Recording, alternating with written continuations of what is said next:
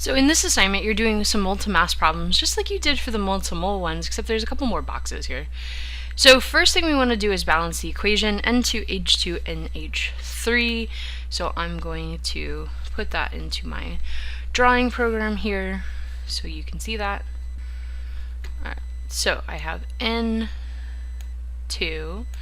plus H2. And this is the same problem that was the first one in the last assignment, so this may look familiar. So you got your N and your H, and then over here same thing, N and H. You do your counts. I have 2 N's, 2 H's, 1 N here, 3 H's. Make your N's balance by putting a 2 here.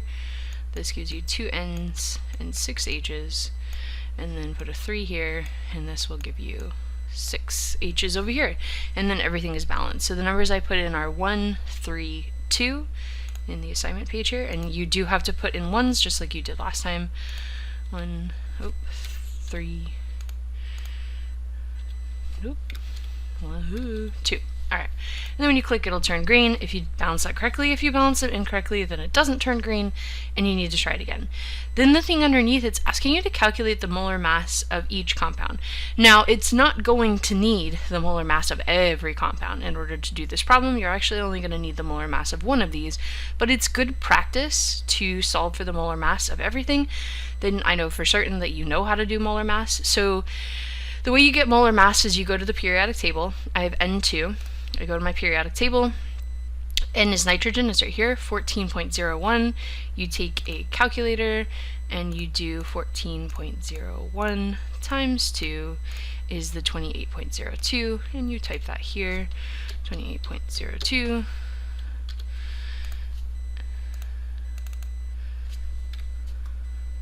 There we go.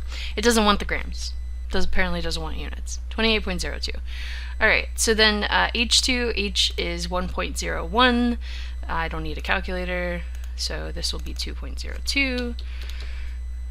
Alright, and then NH3, so that's going to be N, 14.01, plus H times 3, which is 1.01 times 3, which is 3.03. 3.03. And you add them together. 17.04, and I'm going to put that here in this box, 17.04. Now again, I'm not going to need all 3 of these molar masses, I'm actually only going to need one of them, but it's good practice to solve for molar mass. Then you start with your first box here. This would be like the first thing you write, which is always what are you given in the question. So it says when 4.5 moles of nitrogen gas react with excess hydrogen gas, how many grams of ammonia are formed? So whenever you see excess, that is just there to tell you like, hey, there's hydrogen, and there's enough hydrogen that it's not going to slow down your reaction, it's not going to get in the way of your reaction, you're not going to run out of hydrogen, but we don't need that as part of my problem over here. So anything excess, don't use it. It's not going to be part of your problem. So what I'm looking for is starting with 4.5 moles of nitrogen gas.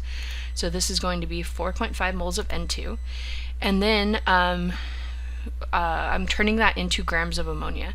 So we go moles of N2, and then you go to the one diagonal from it, and this should have the same unit. It should be moles of N2, but the reason that it's a 1 mole of N2 is because that's the coefficient here. So 1 mole of N2.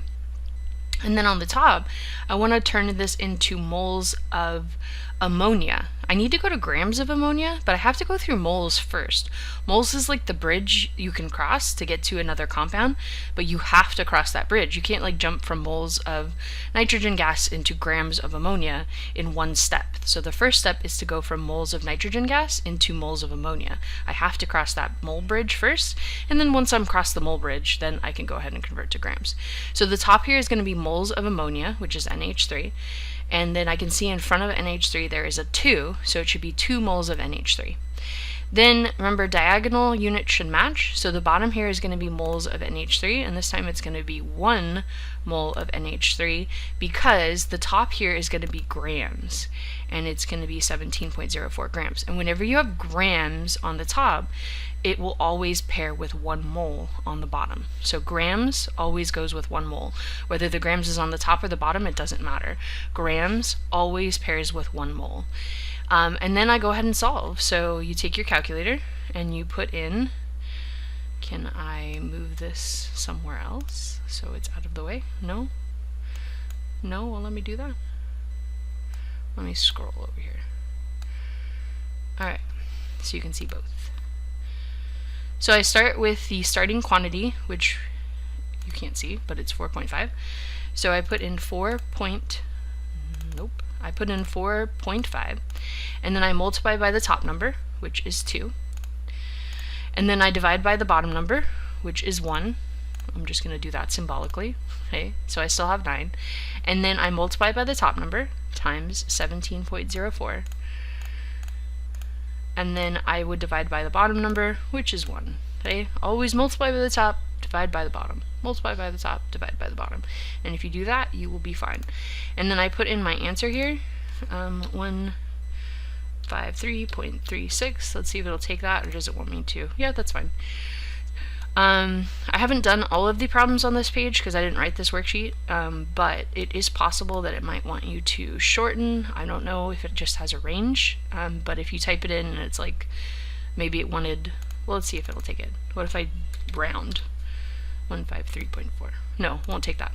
So it does want the exact answer. I will check this before, and I will make a note or not. If there is a issue with like exactly how many numbers you need in your answer, or if it just wants the whole answer. So I'll go through all of those. The issue is that there is something that chemists use called significant figures, and that helps us to figure out like how many numbers should be in our answer. But this is clearly not following the sig fig rules, so I'm thinking, and I will let you know if it's different after I try all of these problems, I'm thinking that it just wants the entire calculator answer, not shortened at all, because this is not sig figs. If I was doing sig figs, I would only have 2 numbers in my answer, and so I don't think it's counting that. And then the last thing you need is units. So when you're multiplying and dividing, so these cross units are going to cancel, these cross units are going to cancel. That's going to leave us just these units on top. It's always the units on top of the last division bar, so that's grams of NH3, and so this unit should be grams of NH3, and it turns green. So that is some good practice for you. You got so lots of molar mass here, and then a couple problems of converting from moles to grams.